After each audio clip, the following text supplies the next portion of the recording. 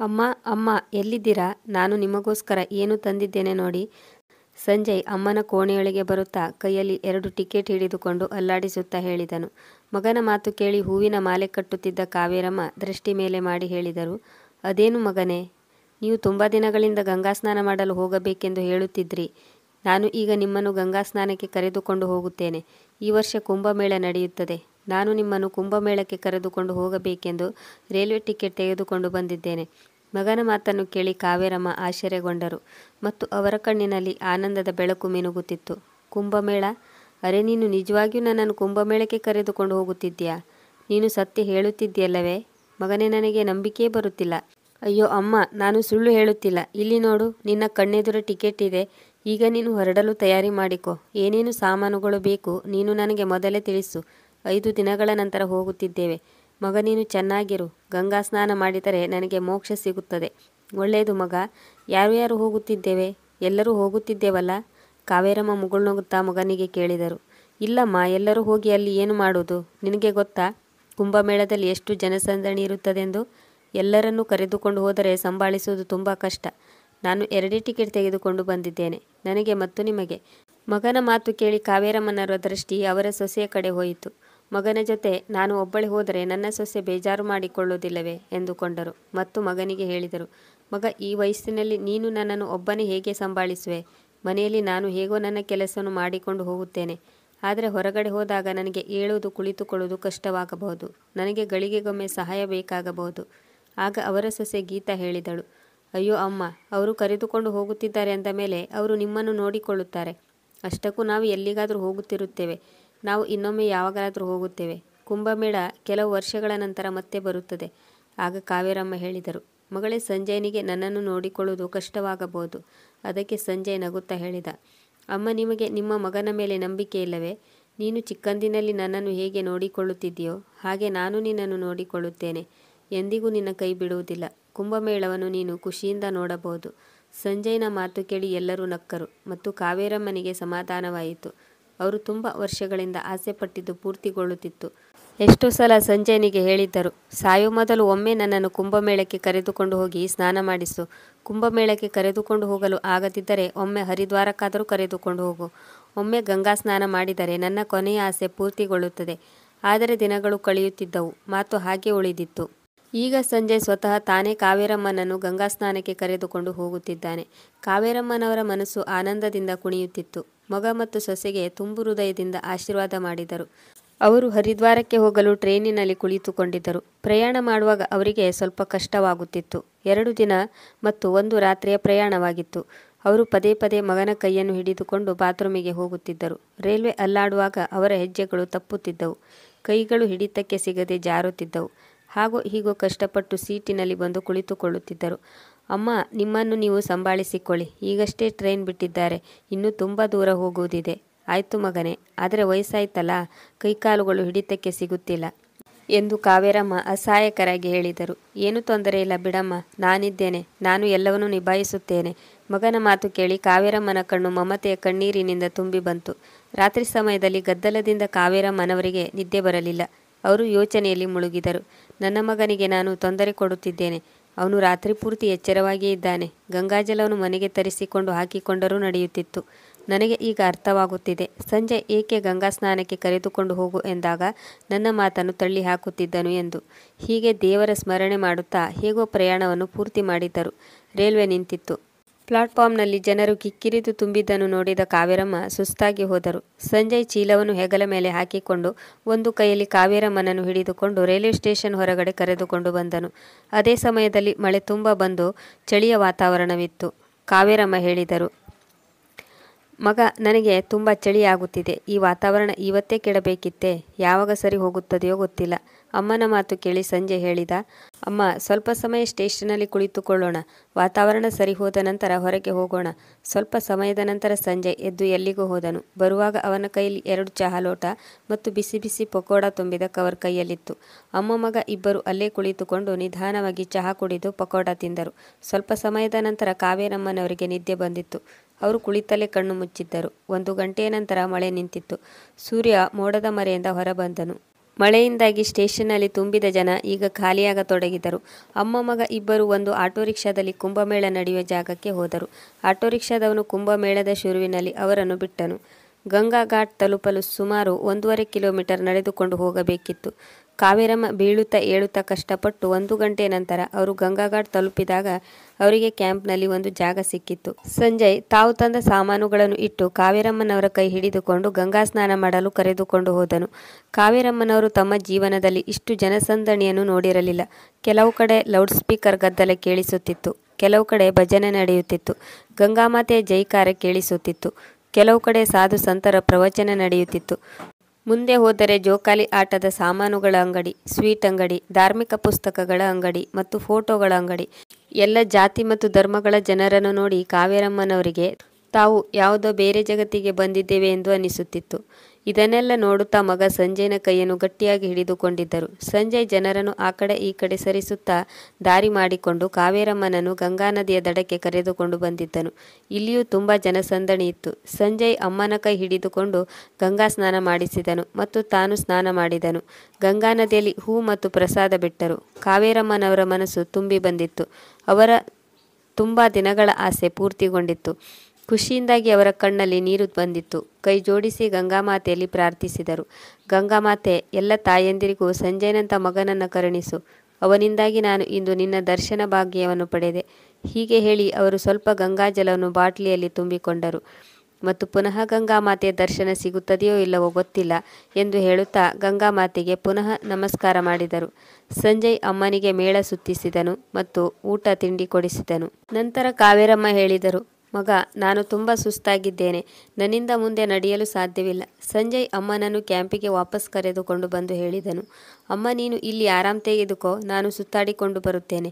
ಹೀಗೆ ಹೇಳಿ ಸಂಜಯ್ ತನ್ನ ಜೇಬಿನಿಂದ ಸ್ವಲ್ಪ ಹಣವನ್ನು ತೆಗೆದು ಅಮ್ಮನ ಕೈಗೆ ಕೊಟ್ಟನು. ಮಗನೇ, ಈ ದುಡ್ಡನ್ನು ತೆಗೆದುಕೊಂಡು ನಾನು ಏನು ಮಾಡಲಿ? ನನ್ನ ಜೊತೆ ನೀನು ಇದೆಯಲ್ಲ, ಈಗಾಗಲೇ ನನ್ನ ಹತ್ತಿರ 500 ರೂಪಾಯಿ ಇದೆ. ಹೀಗೆ ಹೇಳುತ್ತಾ ಕಾವೇರಮ್ಮ ಹಣವನ್ನು ವಾಪಸ್ ಕೊಡುತ್ತಿದ್ದರು. ಆಗ ಸಂಜಯ್, ಅಮ್ಮ, ಹಣವನ್ನು ಇಟ್ಟುಕೋ, ಸಮಯ ಬಂದಾಗ ಕೆಲಸಕ್ಕೆ ಬರುತ್ತದೆ. ನಿನಗೆ ಏನಾದರೂ ತೆಗೆದುಕೊಳ್ಳಬೇಕೆನಿಸಿದರೆ? ಇಲ್ಲ, ಮೇಳದಲ್ಲಿ ಯಾರಾದರೂ ನನ್ನ ಹಣವನ್ನು ಕಳ್ಳತನ ಮಾಡಿದರೆ?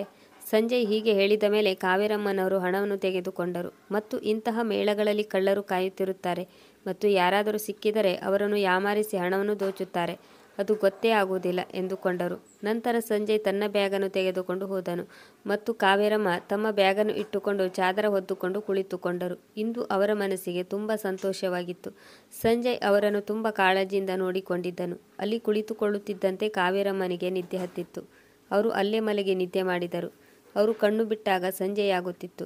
ಸೂರ್ಯ ಮುಳುಗುತ್ತಿದ್ದನು. ಕಾವೇರಮ್ಮ ಆ ಕಡೆ ಈ ಕಡೆ ನೋಡುತ್ತಿದ್ದರು. ಆದರೆ ಸಂಜಯ್ ಎಲ್ಲೂ ಕಾಣಿಸದಿದ್ದಾಗ ಅವರಿಗೆ ಚಿಂತೆಯಾಯಿತು. ಅಪರಿಚಿತ ಜಾಗ, ಅಪರಿಚಿತ ಜನರು. ಸಂಜಯ್ನ ಬಗ್ಗೆ ಕೇಳುವುದಾದರೂ ಯಾರಲ್ಲಿ?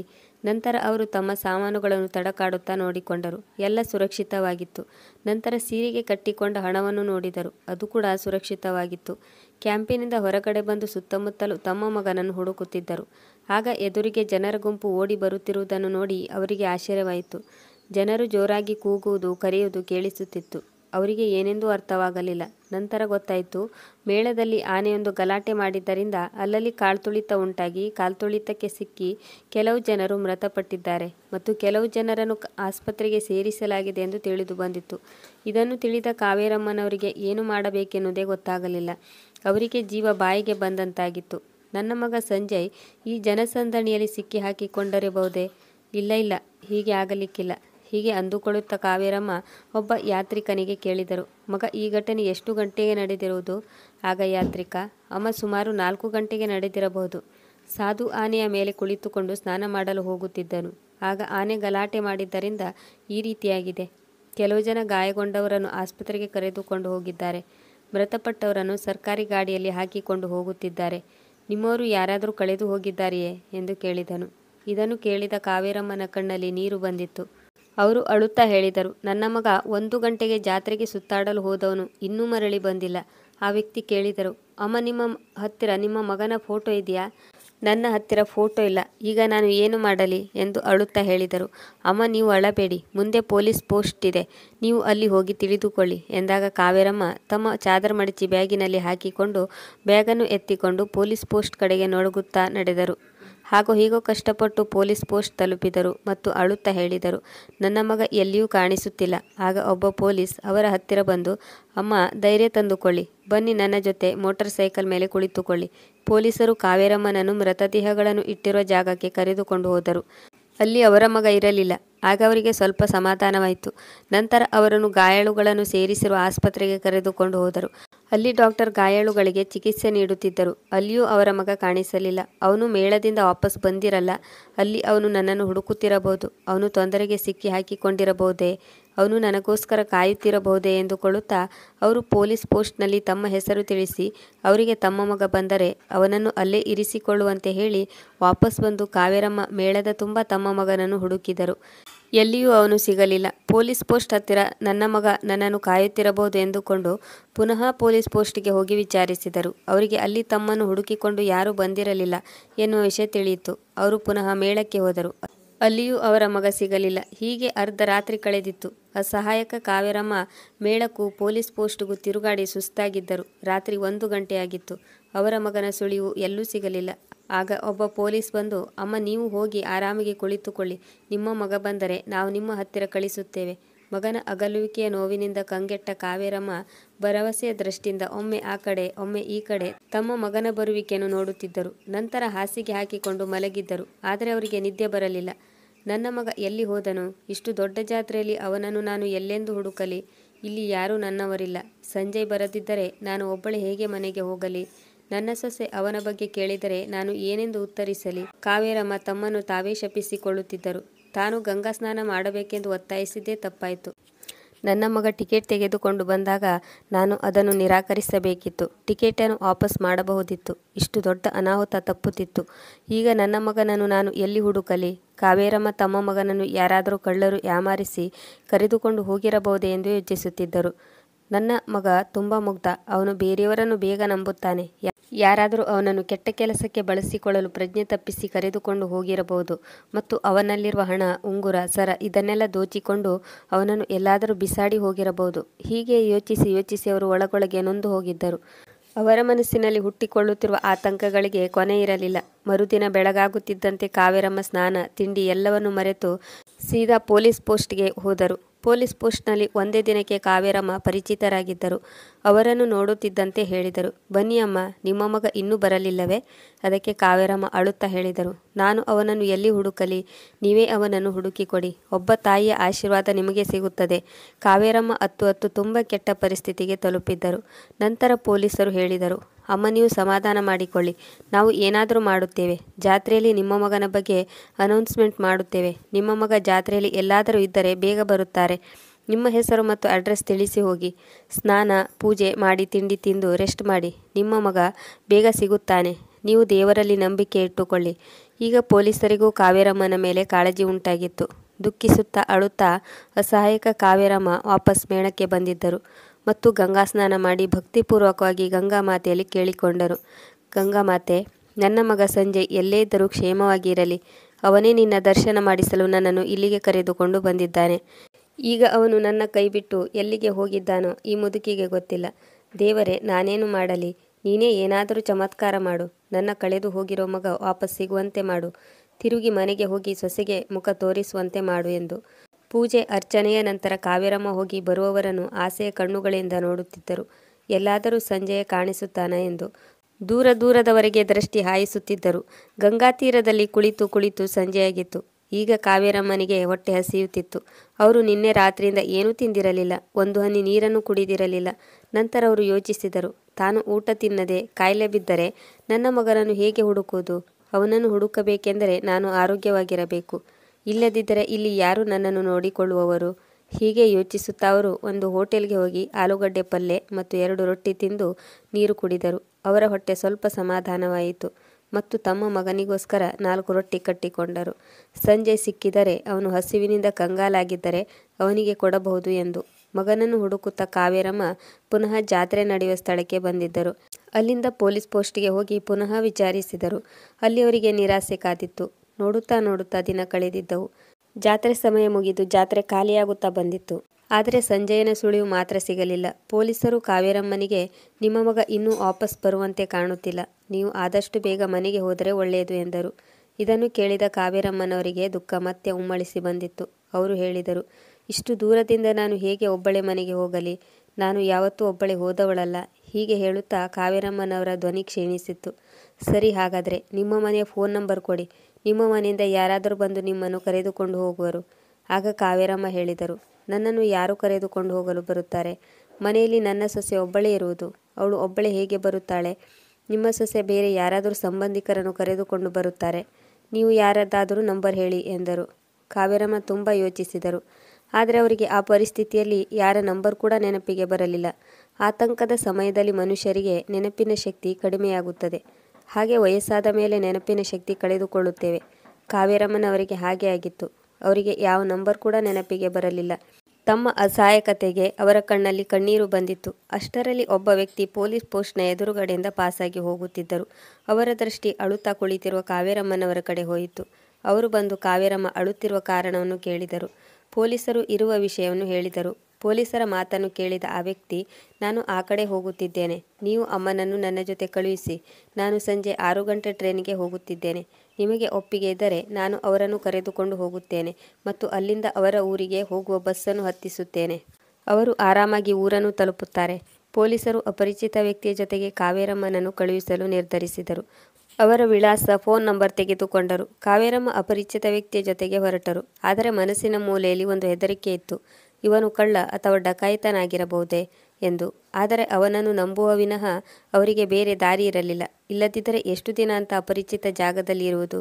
ಆ ವ್ಯಕ್ತಿ ಕಾವೇರಮ್ಮನವರ ಮನಸ್ಸಿನ ಮಾತನ್ನು ಅರ್ಥ ಮಾಡಿಕೊಂಡು ಹೇಳಿದರು, ಅಮ್ಮ, ನೀವು ಚಿಂತಿಸಬೇಡಿ. ನಾನು ನಿಮ್ಮ ಊರಿನ ಪಕ್ಕದ ಊರಿನವನು. ನೀವು ಇಚ್ಛಿಸುವುದಾದರೆ ನಿಮ್ಮನ್ನು ನಾನು ನಿಮ್ಮ ಮನೆಗೆ ಕರೆದುಕೊಂಡು ಹೋಗಿ ಬಿಡುತ್ತೇನೆ. ನೀವು ನನ್ನ ಮೇಲೆ ನಂಬಿಕೆ ಇರಿಸಿ. ಅಯ್ಯೋ ಇಲ್ಲ ಮಗನೇ, ನಾನು ನಿನ್ನ ಮೇಲೆ ನಂಬಿಕೆ ಇಟ್ಟು ಬಂದಿದ್ದೇನೆ. ನೀನು ನನ್ನನ್ನು ನಿನ್ನ ಜೊತೆ ಕರೆದುಕೊಂಡು ಬಂದಿರುವೆ. ಇದೇನು ಕಡಿಮೆ ಉಪಕಾರವಲ್ಲ. ಟ್ರೈನಿನಿಂದ ಇಳಿದ ಮೇಲೆ ನೀನು ನನ್ನನ್ನು ಬಸ್ಸಿನಲ್ಲಿ ಕಳುಹಿಸು. ನಾನು ನಮ್ಮ ಮನೆಗೆ ಹೋಗುತ್ತೇನೆ. ನನಗೆ ನನ್ನ ಮಗ ಎಲ್ಲಿ ಹೋದ ಮತ್ತು ಯಾವ ಪರಿಸ್ಥಿತಿಯಲ್ಲಿದ್ದಾನೆ ಎನ್ನುವುದು ನನ್ನನ್ನು ಕಾಡುತ್ತಿದೆ. 2 ದಿನಗಳ ನಂತರ ಕಾವೇರಮ್ಮ ಬಸ್ ಇಳಿದು ತಮ್ಮ ಮನೆ ಕಡೆ ಹೊರಟಿದ್ದರು. ಮಗನ ಅಗಲುವಿಕೆಯ ನೋವಿನಿಂದ ಅವರ ಮನಸ್ಸು ಭಾರವಾಗಿತ್ತು. ಸೊಸೆಯ ಎದುರು ಹೇಗೆ ಹೋಗುವುದು? ಅವಳು ಸಂಜೆಯಲ್ಲಿ ಎಂದು ಕೇಳಿದರೆ ಅವನ ಬಗ್ಗೆ ಏನು ಹೇಳುವುದು ಎಂದು ಚಿಂತಿಸುತ್ತಾ ಅವರು ನಡುಗುವ ಹೆಜ್ಜೆಯನ್ನು ಇಡುತ್ತಾ ಮನೆ ಬಾಗಿಲಿಗೆ ಬಂದು ತಲುಪಿ ನೋಡಿದರೆ ಅವರಿಗೆ ಆಶ್ಚರ್ಯ ಕಾದಿತ್ತು. ಅಲ್ಲಿ ತುಂಬ ಜನ ಓಡಾಡುತ್ತಿದ್ದರು. ಮನೆಯ ಸುತ್ತಲೂ ಬಿಳಿಯ ಟೆಂಟ್ ಹಾಕಿದ್ದರು. ಅಲ್ಲಿ ಊಟ ನಡೆಯುತ್ತಿತ್ತು. ಕಾವೇರಮ್ಮನವರಿಗೆ ಒಮ್ಮೆ ತಾವು ದಾರಿ ತಪ್ಪಿ ಬೇರೆ ಯಾವುದಾದ್ರೂ ಮನೆಗೆ ಬಂದಿದ್ದೀರಾ ಎಂದು ಅನಿಸಿತು. ಅವರು ಹಾಗೆ ತಿರುಗಿ ಹೋಗುತ್ತಿರುವಾಗ ಅವರ ಮೊಮ್ಮಗ ಮತ್ತು ಮೊಮ್ಮಗಳ ದೃಷ್ಟಿ ಅವರ ಅಜ್ಜಿಯ ಮೇಲೆ ಬಿದ್ದಿತ್ತು. ಅವರು ಆಶ್ಚರ್ಯಚಕಿತರಾಗಿ ಮತ್ತು ಖುಷಿಯಿಂದ ಕೂಗಿದರು, ಅಪ್ಪ ನೋಡು, ಅಮ್ಮ ನೋಡು, ಅಜ್ಜಿ ನಮ್ಮ ಕಣ್ಣ ಮುಂದೆ ನಿಂತಿದ್ದಾರೆ. ಅವರು ಮರಳಿ ಬಂದಿದ್ದಾರೆ. ಅವರು ಜೀವಂತವಾಗಿದ್ದಾರೆ. ಮೊಮ್ಮಗಳ ಮಾತನ್ನು ಕೇಳಿ ಕಾವೇರಮ್ಮ ದಿಗ್ಭ್ರಮೆಗೊಂಡರು. ಅವರಿಗೆ ಏನೂ ಅರ್ಥವಾಗಲಿಲ್ಲ. ಮಕ್ಕಳ ಕಿರುಚಾಡುವುದನ್ನು ಕೇಳಿ ಇಲ್ಲಿ ಏನು ನಡೆಯುತ್ತಿದೆ ಎಂದು ಎಲ್ಲರೂ ಹೊರಗಡೆ ಓಡಿ ಬಂದು ನೋಡಿದರು. ಅಮ್ಮ ವಾಪಸ್ ಬಂದಿದ್ದಾರೆ, ಅಮ್ಮ ವಾಪಸ್ ಬಂದಿದ್ದಾರೆ, ಕಾವೇರಮ್ಮ ಮನೆಗೆ ಬಂದಿದ್ದಾರೆ ಎನ್ನುವ ಸುದ್ದಿ ಊರಿನ ತುಂಬ ಹರಡಿತ್ತು. ಸಂಜಯ್ ಕೂಡ ಹೊರಗಡೆ ಬಂದು ನೋಡಿದನು. ಅಮ್ಮನನ್ನು ನೋಡಿ ಅವನು ಆಶ್ಚರ್ಯಗೊಂಡನು ಮತ್ತು ಅವರನ್ನು ತಬ್ಬಿಕೊಂಡು ಹೇಳಿದನು, ಅಮ್ಮ, ನೀವು ಎಲ್ಲಿಗೆ ಹೋಗಿದ್ರಿ? ಅಷ್ಟರಲ್ಲಿ ಅವರ ಸೊಸೆ ಓಡಿ ಬಂದು ಅವರನ್ನು ತಬ್ಬಿಕೊಂಡು ಹೇಳಿದಳು, ಇಷ್ಟು ದಿನದಿಂದ ಅತ್ತು ಕಂಗಾಲಾಗಿದ್ದೆವು. ನಾವು ಅಂದುಕೊಂಡಿದ್ದೆವು ನೀವು ಸೊಸೆ. ಮುಂದೆ ಮಾತಾಡೋ ಮೊದಲೇ ಕಾವೇರಮ್ಮ ಅವಳ ಮಾತನ್ನು ತೆಗೆದುಹಾಕುತ್ತಾ ಹೇಳಿದರು, ನಾನು ಆ ದೇವರಿಗೆ ಇಷ್ಟವಾಗಿದ್ದೇನೆ ಎಂದುಕೊಂಡಿರುವಿರಿ. ಈಗ ಕಾವೇರಮ್ಮನವರಿಗೆ ಎಲ್ಲ ವಿಷಯ ಅರ್ಥವಾಯಿತು. ಅವರು ಹೇಳಿದರು, ನೀವು ಇಂದು ನಿಮ್ಮ ಅತ್ತೆಯ 12ನೇ ದಿನದ ಪುಣ್ಯತಿಥಿಯನ್ನು ಮಾಡುತ್ತಿರುವಿರಿ. ನನ್ನನ್ನು ಹುಡುಕಬೇಕು ಎಂದು ನಿಮಗೆ ಅನಿಸಿಲ್ಲವೇ? ಅಲ್ಲಿ ಸಂಜಯ್ ಅಪರಿಚಿತ ಜಾಗದಲ್ಲಿ ಮತ್ತು ಅಪರಿಚಿತ ಜನರ ಮಧ್ಯದಲ್ಲಿ ನನ್ನನ್ನು ಬಿಟ್ಟು ಬಂದಿದ್ದ. ನನ್ನಿಂದ ಮುಕ್ತಿ ಹೊಂದಲು ನಿಮಗೆ ಇದೇ ದಾರಿ ಬೇಕಿತ್ತೇ? ಒಂಟಿ ಮುದುಕಿ ಅಷ್ಟು ದೂರದಿಂದ ಹೇಗೆ ಮನೆಗೆ ಬಂದಾಳು? ಅಲ್ಲೇ ಸತ್ತು ಹೋಗುತ್ತಾಳೆ ಎಂದುಕೊಂಡಿರುವಿರಿ. ಅಯ್ಯೋ ದೇವರೇ! ಹೀಗೆ ಹೇಳುತ್ತಾ ಕಾವೇರಮ್ಮ ಅಲ್ಲೇ ನೆಲದ ಮೇಲೆ ತಲೆ ಹಿಡಿದುಕೊಂಡು ಕುಳಿತುಕೊಂಡರು. ಮತ್ತೆ ಹೇಳಿದರು, ನಾನು ನಿನ್ನನ್ನು ಗಲ್ಲಿಯಲ್ಲಿ ಹುಡುಕಿ ಹುಚ್ಚಿಯಂತಾಗಿದ್ದೆ. ಸಂಜಯ್ ಹೇಳಿದ, ಹಾಗೇನೂ ಇಲ್ಲಮ್ಮ, ನಾನು ನಿನ್ನನ್ನು ಎಲ್ಲ ಕಡೆ ಹುಡುಕಿದೆ. ಎಲ್ಲ ಕಡೆ ನಿನ್ನ ಹೆಸರನ್ನು ಅನೌನ್ಸ್ ಮಾಡಿದೆ. ನೀನು ಎಲ್ಲಿಯೂ ಸಿಗಲಿಲ್ಲ. ನಂತರ ಕಾವೇರಮ್ಮ ಹೇಳಿದರು, ದೇವರಿಗೆ ಧನ್ಯವಾದಗಳು. ನೀನು ಚೆನ್ನಾಗಿರುವೆಯಲ್ಲ, ನನಗೆ ಅಷ್ಟೇ ಸಾಕು. ನಿನ್ನನ್ನು ನೋಡಿ ನನ್ನ ಹೋದ ಜೀವ ಮರಳಿ ಬಂದಂತಾಯಿತು. ನಂತರ ಮಗ ಸೊಸೆ ಒಬ್ಬರನ್ನೊಬ್ಬರು ನೋಡಿಕೊಂಡು, ಇಂದಿನ ಔತಣಕೂಟ ಅಮ್ಮ ಮರಳಿ ಮನೆಗೆ ಬಂದಿರುವುದಕ್ಕೆ. ಎಲ್ಲರೂ ಸಂತೋಷದಿಂದ ಊಟ ಮಾಡಿ, ನಮ್ಮ ಅಮ್ಮ ವಾಪಸ್ ಬಂದಿದ್ದಾರೆ. ಸಂಜಯ್ ಖುಷಿಯಿಂದ ಕುಣಿಯುತ್ತಿದ್ದನು. ಎಲ್ಲರೂ ಖುಷಿಯಿಂದ ಊಟ ಮಾಡಿದರು. ಸ್ವಲ್ಪ ಸಮಯದ ನಂತರ ಮಗ ಮತ್ತು ಸೊಸೆಗೆ ಎಲ್ಲರೂ ಅಭಿನಂದನೆ ಸಲ್ಲಿಸುತ್ತಾ ಹೇಳಿದರು, ನಿಮ್ಮ ಅಮ್ಮ ವಾಪಸ್ ಬಂದಿದ್ದಾರೆ. ಇಲ್ಲದಿದ್ದರೆ ನೀವು ಏನೇನೋ ಯೋಚನೆ ಮಾಡುತ್ತಾ ಇರುತ್ತಿದ್ರಿ. ಅಸಹಾಯಕ ಅಮ್ಮ ಎಲ್ಲೆಲ್ಲಿ ತಿರುಗಬೇಕಿತ್ತೋ. ತುಂಬ ಧೈರ್ಯವಂತ ಹೆಣ್ಣು. ಅಷ್ಟು ದೂರದಿಂದ ಒಬ್ಬರೇ ಬಂದಿದ್ದಾರೆ. ನಂತರ ಇನ್ನೊಬ್ಬ ಹೆಂಗಸು ಹೇಳಿದಳು, ಯಾರಾದರೂ ಡಕಾಯಿತರು ಅವರನ್ನು ಸಾಯಿಸಿಬಿಟ್ಟರೆ ಏನು ಗತಿಯಾಗುತ್ತಿತ್ತು. ಹೀಗೆ ಒಬ್ಬೊಬ್ಬರದು ಒಂದೊಂದು ಮಾತು. ಆದರೆ ಎಲ್ಲರಿಗೂ ಒಂದೇ ಸಮಾಧಾನ. ಕಾವೇರಮ್ಮ ಸುರಕ್ಷಿತವಾಗಿ ಮನೆಗೆ ಬಂದಿದ್ದರು. ಎಲ್ಲರೂ ಕಾವೇರಮ್ಮನವರ ದುಃಖದಲ್ಲಿ ಭಾಗಿಯಾಗಲು ಬಂದಿದ್ದರು. ಅವರ ಕಾಲಿಗೆ ಬಿದ್ದು ನಮಸ್ಕರಿಸಿದರು. ಯಾರೋ ಒಬ್ಬರು ಡೋಲ್ ಬಾರಿಸುವವರನ್ನು ಕರೆಸಿದರು.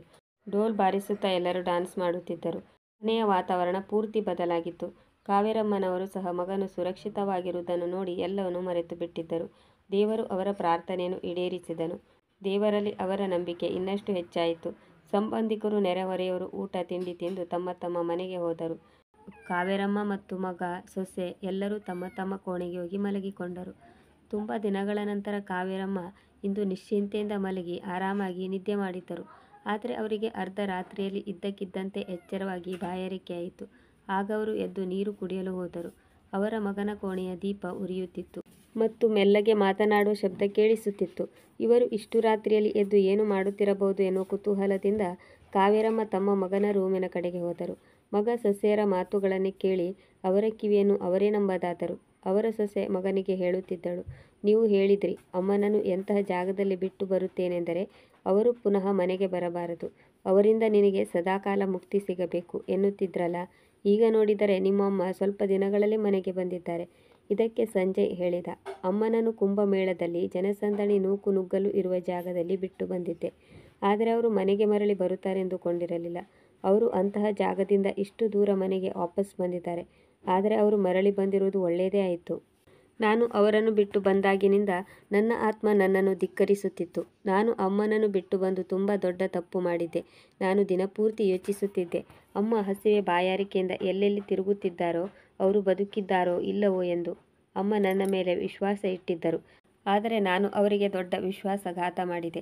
ನಾನು ಅಮ್ಮನನ್ನು ಕುಂಭಮೇಳದಲ್ಲಿ ಬಿಟ್ಟು ಬಂದ ಅಪರಾಧ ಭಾವನೆ ನನ್ನ ಒಳಗೆ ಕಾಡುತ್ತಿತ್ತು. ಆದರೆ ನೀನು ಅಮ್ಮ ಮನೆಗೆ ಮರಳಿ ಬಂದಿರುವುದರಿಂದ ಬೇಜಾರು ಮಾಡಿಕೊಳ್ಳಬೇಡ. ಅಮ್ಮ ತುಂಬ ಕಷ್ಟಪಟ್ಟಿದ್ದಾರೆ.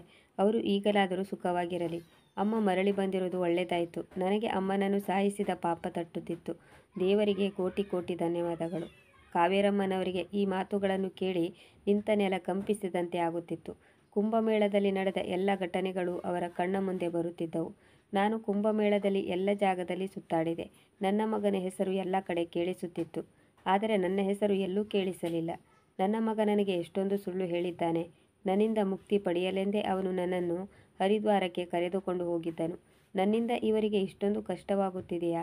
ನಾನು ಇವರಿಗೆ ಇಷ್ಟೊಂದು ಭಾರವಾದೆನಾ? ನನ್ನನ್ನು ಜೀವಂತ ಇರುವಾಗಲೇ ಸಾಯಿಸಲು ಬಯಸಿದ್ದಾರೆ. ಹೀಗೆ ಯೋಚಿಸುತ್ತಾ ಯೋಚಿಸುತ್ತಾ ಕಾವೇರಮ್ಮನವರಿಗೆ ಕಣ್ಣು ಕತ್ತಲೆ ಬಂದಂತಾಯಿತು. ಅವರಿಗೆ ಅವರನ್ನು ಸಂಭಾಳಿಸಿಕೊಳ್ಳಲೂ ಆಗಲಿಲ್ಲ. ಅವರು ದಪ್ಪನೆ ನೆಲದ ಮೇಲೆ ಬಿದ್ದರು. ಒಬ್ಬ ವಯಸ್ಸಾದ ತಾಯಿ ಎಲ್ಲವನ್ನೂ ಸಹಿಸಿಕೊಂಡಿದ್ದರು. ಆದರೆ ಈ ಆಘಾತವನ್ನು ಸಹಿಸಿಕೊಳ್ಳಲಾಗಲಿಲ್ಲ. ಇಂದು ನಿಜಕ್ಕೂ ಕಾವೇರಮ್ಮನವರಿಗೆ ತನ್ನವರಿಂದ ಮುಕ್ತಿ ಸಿಕ್ಕಿತ್ತು.